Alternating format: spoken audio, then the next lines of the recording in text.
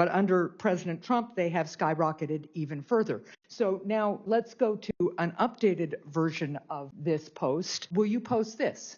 Does President Trump's decision mean that if there's more of this chemical, there's going to be more cancer? Yes or no? And now you're just fully supportive of a huge corporation having no liability. Thank you. I sued that corporation and got $11 billion from them, and it put them on the edge of bankruptcy.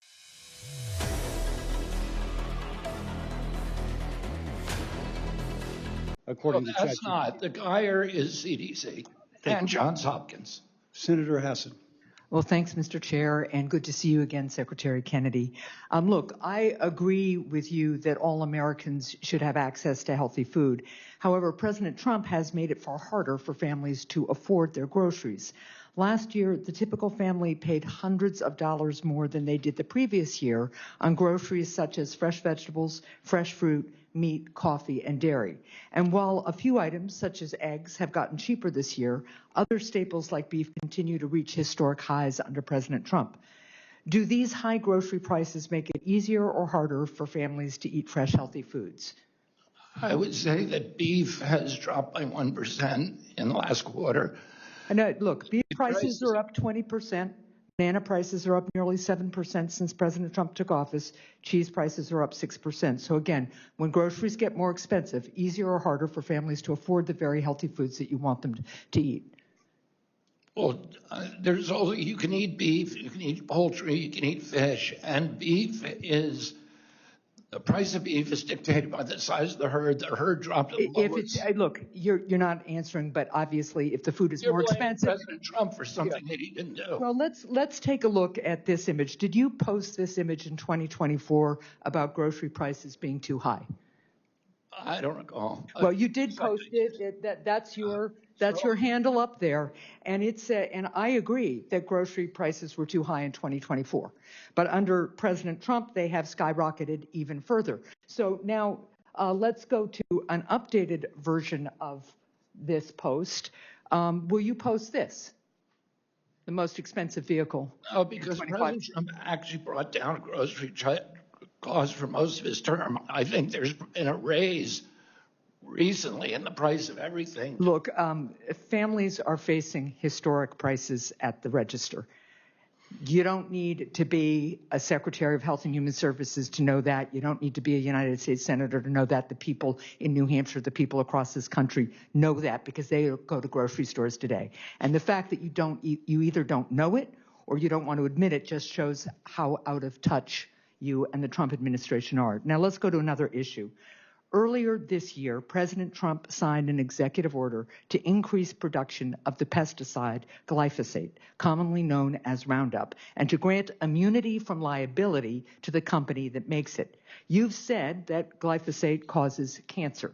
You told Senator Schatz yesterday that you still believe that glyphosate causes cancer, and you expressed displeasure about the president's glyphosate order, and you also told Senator Schatz that the president's reasoning had to do with national security.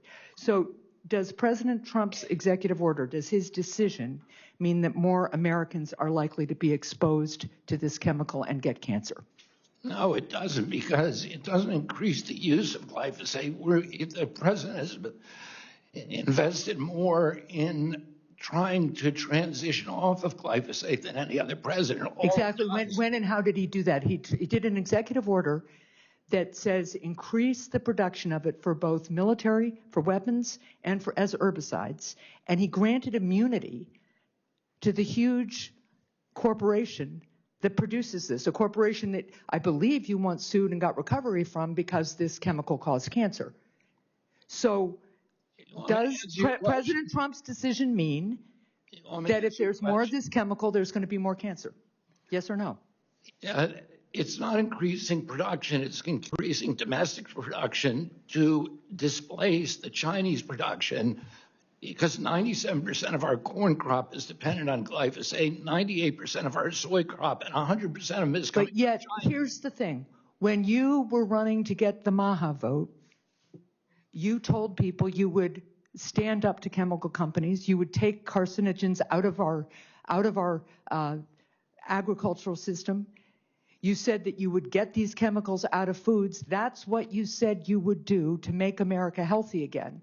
And yet when push comes to shove and a big corporation, I mean, talk about the status quo here. It's Bayer-Monsanto or something like that. It's the big company. And when the President of the United States, rather than trying to work to find alternatives, rather than try to get him to limit that executive order, you just stood down instead of standing up. Thank you, Mr. You Chair. asked what President Trump has done. He's given me $200 million to help get America off of glyphosate.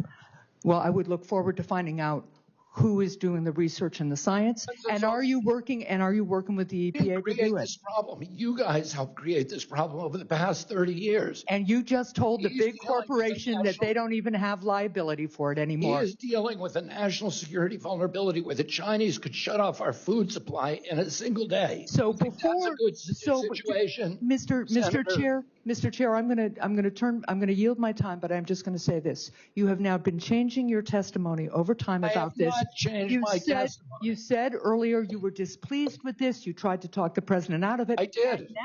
And now you're just fully supportive of a huge corporation didn't having no change my- liability. Thank you. I sued that corporation and got $11 billion from them, and it put them on the edge of bankruptcy. Right, and now you're just folding right in front of them. Thank you. Senator Tuberville.